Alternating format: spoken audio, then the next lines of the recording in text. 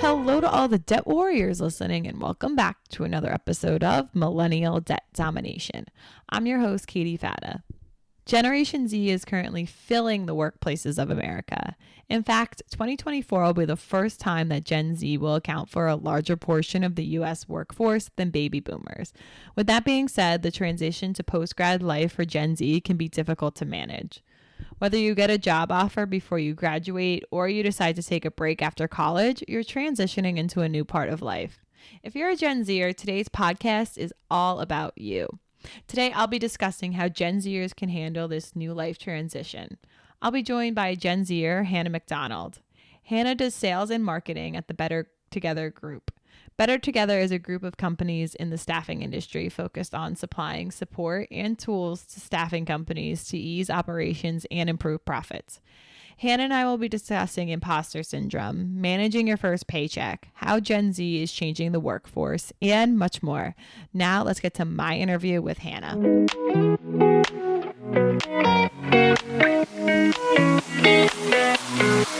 Hi, Hannah. Thanks for being on the podcast today. Thank you so much for having me. I'm so excited to join you. Yeah, I'm excited for you to join me too. Today, we're kind of going to focus on Gen Zers specifically, which we haven't really done in an episode. So I'm looking forward to this. So let's get started. Post-grad life can be a big life transition for Gen Zers. How can a newly graduated Gen Zer handle their first few months post-grad? I think the best thing to do after you graduate is honestly take a really deep breath and understand that everybody's journey is going to look so different. Mm-hmm. When you first graduate university, you've kind of been on this similar path as a lot of your peers around you. You've been in classes with them, you've been in courses or at the same school or in the same dorm, and you have kind of seen like a course of habits through a lot of people. And then post-grad, you graduate and everybody starts to go in different directions. And there's so much comparison that starts to happen here. Am I doing this right? Am I doing that right? Mm-hmm. But everybody's journey is so completely different. And so taking a big step back and being like, okay, this is new, this is different, this is scary. Let's just see what we can do. And like attacking it from there is the biggest piece of advice I can give. Yeah, I feel like a lot of people fall into comparison with so many aspects of your life. But it's so easy to do, right? Right. With social media and everything around you, it's so simple just to try to compare yourself all day long, but it's not helping yourself in the long run. Is it necessary to have a job lined up before you graduate? And then what if you don't have anything lined up? Based on the concept that everybody is so different, it's definitely not necessary to have a job lined up. Is it nice? Yes. Will it make your parents a little excited? Mm-hmm. Yes. Will it make conversations with your aunts and uncles a lot easier? For sure. But post-grad is like really I don't want to say the last time, because it's not the last time that you're going to have the option to have flexibility and freedom, but it is really the first and one of the most major points in your life where you're between pivoting points. Mm-hmm. And so if you mentally need 4 weeks to take and breathe for a couple minutes and reset before you go into your next career path, or if it's 2 months, or if it's 3 months or 5 months, or whatever that looks like, if you're traveling for a year, right? Like that is so minimal. 2 months or 6 months or a year to travel and reset yourself before you go into your career path or a job. It's so minute in comparison to your entire life. So I would say take advantage of it more than anything else. So like if you don't have a job lined up, let's say, how could you maybe even stay in like the mindset of, okay, I do have to get a job one day? It could be hard. Even if you take time off, it could be hard to kind of get back into that routine. Yes. And that's a really good point, because it is, especially with the way that we have this comparison journey and everybody around us is going after being an influencer, or they want to be a video gamer, or they want to make money this way or that way. It's so easy to be like, oh my gosh, I could take a step back and make lifestyle content and start making money. And That's such a nice idea. Hmm. But not everybody gets to do that. And Right. not everybody has the content or life or following to do that. And so it is scary because you can get yourself in this I don't want to work mindset. But I think if you keep a sense of productivity, it's a lot easier to transition back in. So I would never suggest people take off a year and do nothing. Right. I would not suggest you go sit in your parents' basement for a year and don't take any additional classes or don't learn to do something. But if you've always wanted to, I don't know, design clothing, see if you can become somebody in the fashion industry, and you're like, what if I just took this year and I lived at home and I saved money and worked part-time and took a step back and tried to make something happen? Like that's the kind of break that I'm talking about, not the let me sit and do nothing, but let me sit and try something because you're only going to be young once and you can really, this is your best opportunity with the least risk to take that chance, if that makes sense. Right. So after like Gen Zers take their break and they're ready to apply for their job, what document should they have when they're applying for their jobs? Well, anything and everything is my favorite answer to this. You've got the Yeah. basic things, right? You're going to have your resume, you'll have cover letters. I always suggest that people bring in the information that they typically have on their phone, but not on their phone. So someone who's like, do you have a reference for that? I would bring that Mhm. in on a sheet, on a piece of paper, rather than pulling your phone out and grabbing it. Or if they're asking you, when are you ready to start? And you're like, well, let me pull out my calendar. I would just have that date ready, kind of some of those key knowledge topic things. But then I would also try to recommend people start to think outside of the box. One of the really interesting things about Gen Z is that a lot of them are going to decide not to go to get their postgrads. So they're not going to get post secondary degrees. And for them specifically, and for other people who are coming post grad, having something that is super tangible, that is an example of what you've done, even in some of the most basic forms, is super beneficial. So, like if you take it back to some of the most basic job functions, like an office admin, and you reorganize something and create an amazing color coordinated file folder system, whatever you want to call it, Mhm. take a picture of it. Bring it into your next interview and be like, this is what I have and this is what I did, and show that. Or Mhm. if you're a welder and you have a piece of material that you've welded, bring that in with you and show that in the interview. Like I would advise people to get super creative Yeah. moving forward because everybody just starts to look the same Yeah, after a that's while. exactly what I was going to say. It was like, Yeah, I feel like that can help make them stand out too, especially in absolutely. this Yeah. day and age. You want Yeah. something that's going to make you stand out. Yeah. Because not only is it going to show the employer that you know what you're talking about and you have like proof in front of you, it shows that you're passionate about what you're doing. And it's going to exactly make you memorable compared to everybody Right. else. So, what does Gen Z need to understand about how Gen X and Boomer employees are filling opening positions in 2024? Because they're extremely different generations. Yes. I would say very, very similar to what I just said in the last one. The people who are hiring are looking for people who are passionate. Boomers and Gen Xers are very, very proud of how hard they've worked to get to where they are. And so they struggle when they see people come in who are like, asking for respect where they don't deem it worthy. Now, I'm not saying what's right, I'm not saying what's wrong. I Mhm. don't think that there is necessarily a right or wrong. It's just a hard conversation to navigate. But if you come in and you show this massive passion for what you do, and you have an excitement, a desire, a drive underneath that passion, they're going to feel the same sense of alignment with you, if that Mhm. makes sense. So I think this person would come in and give it their all the same way that I have, sense of pride that like connects them together. So Yeah. I hear people talking all the time about like, give me somebody who knows something about this. And I'm like, okay, well, what do you mean by that? Like, help me understand. And so, for example, I was hiring someone for a machine operator's position a couple of weeks ago. And he gave this example about a kid who came to work with their father. And he was like, I've never wanted to hire somebody more in my life. And I was like, okay. Why? Tell me. And Mm-hmm. he's like, because he took a pamphlet home for me.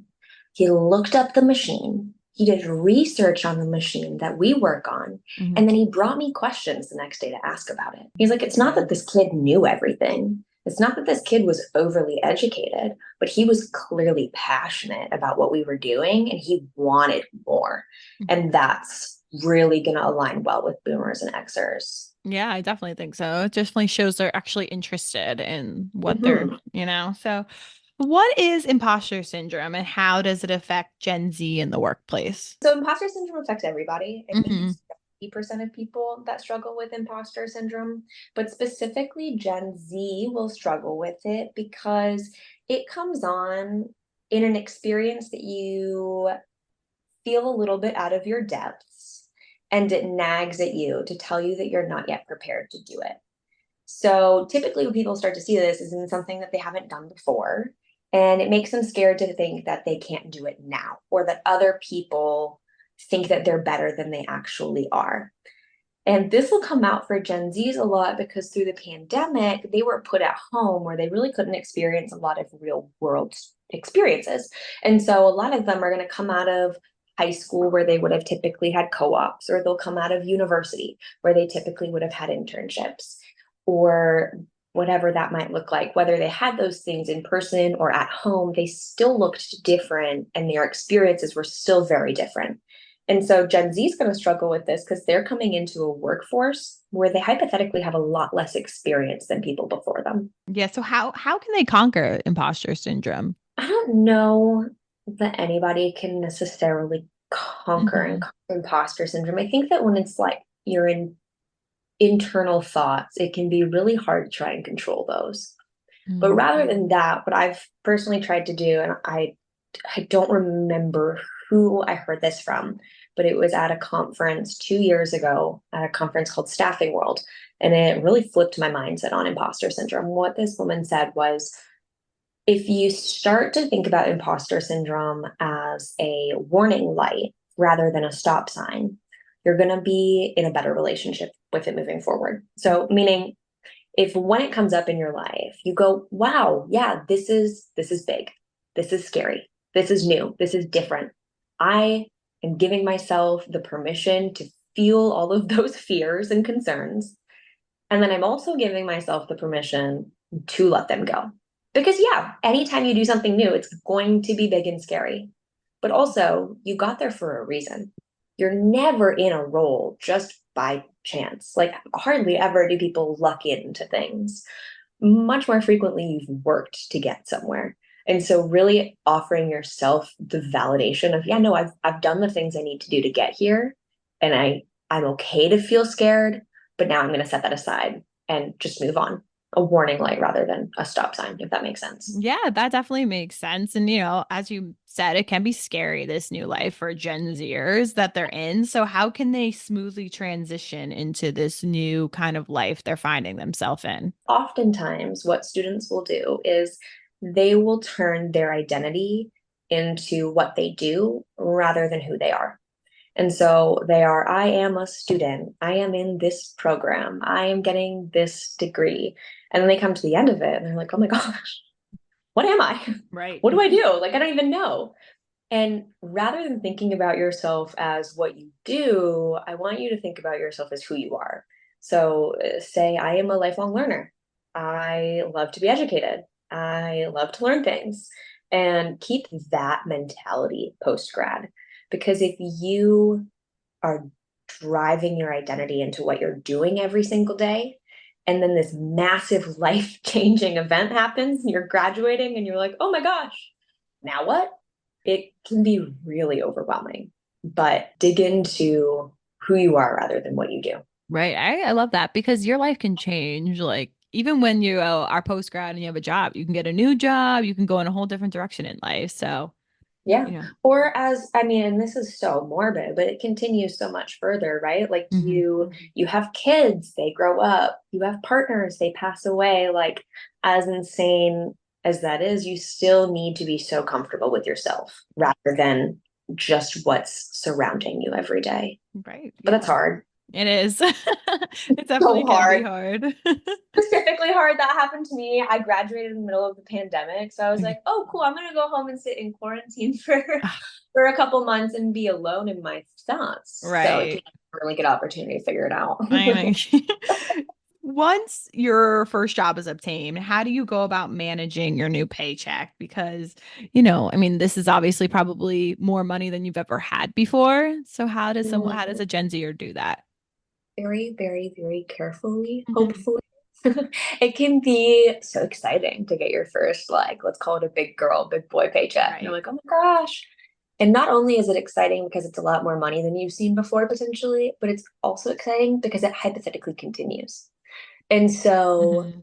the key word there being hypothetically, it's so easy to fall into I'm going to get this every week or every other week or consistently and feel like you have more money than you do. But you only have as much money as you're saving. And so I would think about saving first. Set yourself a budget, perhaps look back at some of your student loans. I mean, it's so nice and so enjoyable to spend those paychecks, but it's also a lot nicer to have no debt. So just be careful. Be Right. careful with what you do with it. I think, it's important to keep those student loans in the back of your mind as you kind of touched on too. Absolutely. Especially, Absolutely. especially when you're first graduating because you usually don't have to start paying them off for 6 months, but I think it's important to still keep thinking about them, especially if you are getting a paycheck. No, if you can get ahead of the game and get ahead of Exactly. yourself, just honestly, I like to consider like setting yourself up for success. Just think Hmm. about your future self and be nice to that person. Agreed. So what benefits should you take advantage of at your first job? Anything and everything you can. I mean, health insurance is so important. Specifically, when you first graduate, it can seem not important because you're probably still on your parents' plan. Yes, Where exactly. it's very easy to forget about how vital that really is. But I'm currently in the process of making that transition, and let me tell you, it's really, really beneficial. Yeah, I So was I just gonna say that 26 comes quick when you yes, graduate. it does. So look for someone with some health insurance, look for dental, look for eye cover, like look for everything. Right. Don't skip out on the insurance. And Hmm. then probably start looking at your 401k. Hmm. It's kind of ridiculous to think about your 401k as you're graduating because it seems so far in the future. But if you think about how quickly the 4 years went by, so does the rest of it. So just be careful with what you're spending and investing and start thinking about that early on. So For what is your advice for how to respectfully disagree with your coworkers in your new work environment? I would start by learning to genuinely respect them. Uh, have lunch with them, sit down with them, connect with them, meet them, and genuinely connect with them as a human to a human rather than just a coworker to a coworker. And if you can kind of create that initial bond, it's going to be so much easier to respectfully disagree with them later and to just have those very upfront conversations. But if you don't have that, I mean, you don't have to have that base to respectfully disagree with someone. So just remember that they're probably out for the best of the company as well, just Mhm. like you are. And they probably have a different view based on the things that make them who they are than you do, based on the things that make you who you are. And so it can be so easy to get hot and heavy, just like mad so quickly. But taking a big step back and just being like, okay, we're all working towards the same goal here. Let's see how we can move forward and just hear them out. And ask them to hear you out too. Have a very hard but frank conversation. And I think that that's the best way to start. So kind of on the flip side, if you don't even have any coworkers, you're having a hard time landing a job after graduation. What advice do you have someone who finds themselves in that situation? Be your own best advocate would be my biggest piece of advice. It's so often talked about how men will apply for more jobs than females will because they'll see something online and they'll be like, well, I get most of those. And then they'll apply, and females will see something and they'll be like, I get most of those, and they won't apply. And so no one is going to advocate for you better than yourself.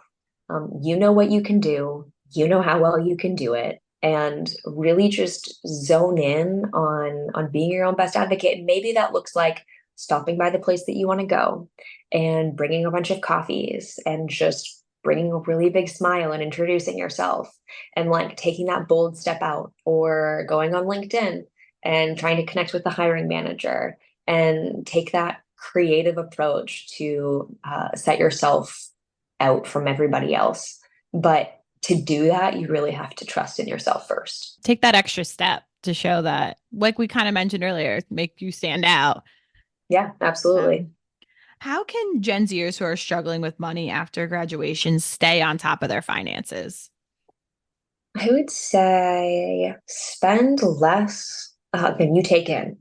And that Yeah, sounds so basic, but but it's but it's true. really not. I mean, you're graduating, you're probably getting potentially living on your own for the first time. You potentially have a credit card for the first time. You're getting lots of money, but you're probably spending lots of money. It's really easy to lose track of it. So start budgeting early and spend less than you take in.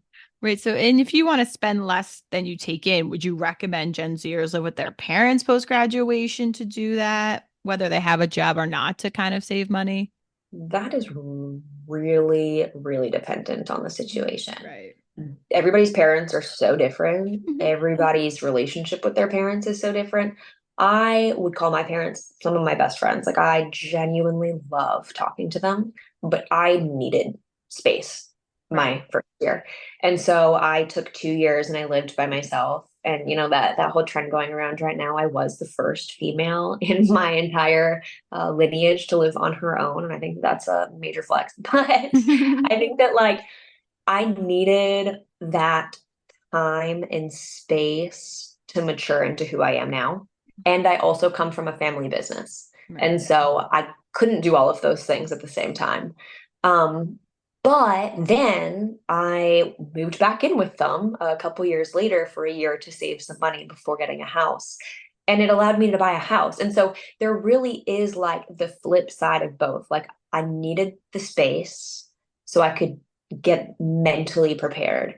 But then also living with them helped me save money. So know yourself enough to know what you need. But I would advise it if you can. But Mhm. if you can't, your mental state is more important than growing your savings account, as long as you're like, spending within reason, of course. Right. Gen Z will account for a larger portion of the US workforce than baby boomers for the first time this year. How can companies adapt to having this new generation in the workforce? That's a crazy statistic. I know, right? Um, I'm so proud of us. That's great.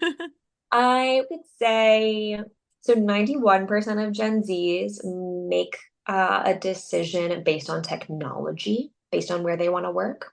So, from an employer's perspective, take a look at your technology.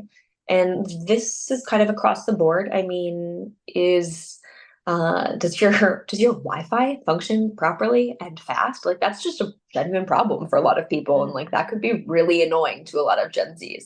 They're trying to do their work, but they just don't have the equipment or the software, the functionalities to work fast enough. Or maybe it is bringing in some AI and adopting some new, oh gosh, what's the correct word here? Processes to help push things forward quickly and differently than they have in the past. I don't know. So taking a look at your technology in a wide variety of different ways, because 91% of Gen Z says that they make their decision based on that. But also, 78% of Gen Z say that they would accept a job immediately if there was flexibility within that. And so every generation has the thing that they stamp their token on. And I think that flexibility is going to be Gen Z's major thing. They wanted it because of the pandemic. That's kind of how they graduated into the career world, was Mhm. through flexibility. And so they still are craving it. And that's going to be hard for different generations to accept. But it means that they'll accept it immediately, not next week, not tomorrow, not let me go check on that and talk to somebody else that I've already had an interview with, but let me shake your hand right now and accept the job and I'll start tomorrow. And so that's a really big deal in a world where some people are struggling to find candidates. Yeah, I mean, like that's something since the pandemic that has definitely changes the flexibility, as you mentioned. But I think a lot of Gen Zers, like, that's what they expect now.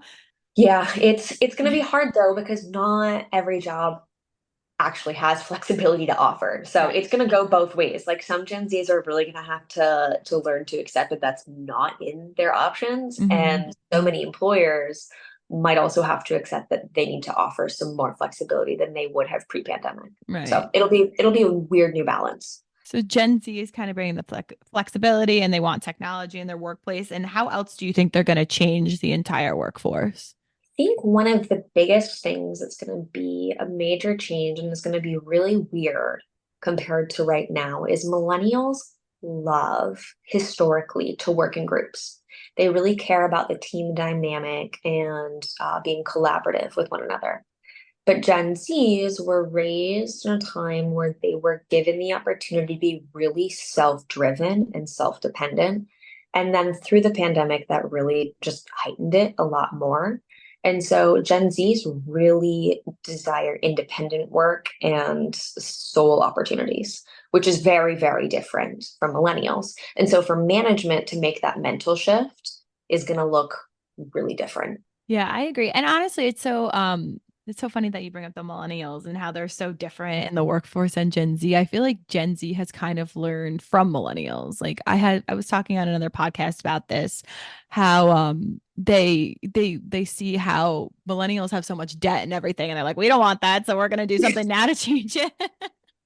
Yeah, for sure. And it's basically like the big brother syndrome in so many Yeah. ways because I mean, I think that a lot of it has to do with technology and because we're also adapting at the exact same rate. Like the millennials are on TikTok just as much as Gen Zers are, and I love that. I love like seeing millennials come across my feed and being like, "Oh, let me hear what they have to learn," or "Oh my gosh, all of the different videos about I'm 30 and here are the 30 things that I would have liked to know." I think that it's so incredible for Gen Zers, and it'll be really interesting to see what happens with Gen Alpha who comes after Gen Z, Yeah. because there's just like logs and logs and logs of diaries of people's personal lives just being like, this is how I lived and what was good and what was bad. Now it's so different from before where we're learning from like our parents and siblings. Right. Yeah. I definitely think that Gen Z is changing not only the workforce, but just the way everyone sees everything. So, Hannah, thank you so much for joining me on the podcast today.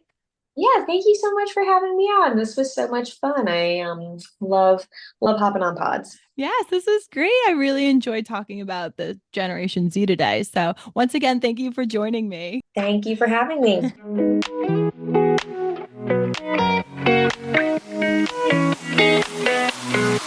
Gen Z is truly changing the workforce, and the changes they're bringing can be beneficial to every generation. Not everyone's path is the same, so if you're struggling to get a job post graduation, don't panic.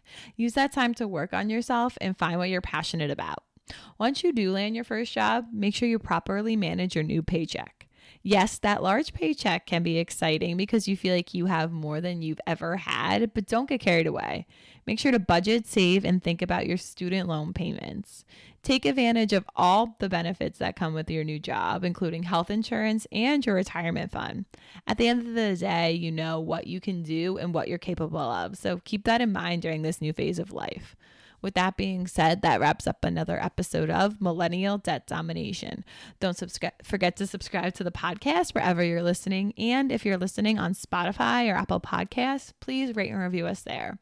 I'll talk to you next time, Millennials, Gen Zers, and everyone else listening. Bye.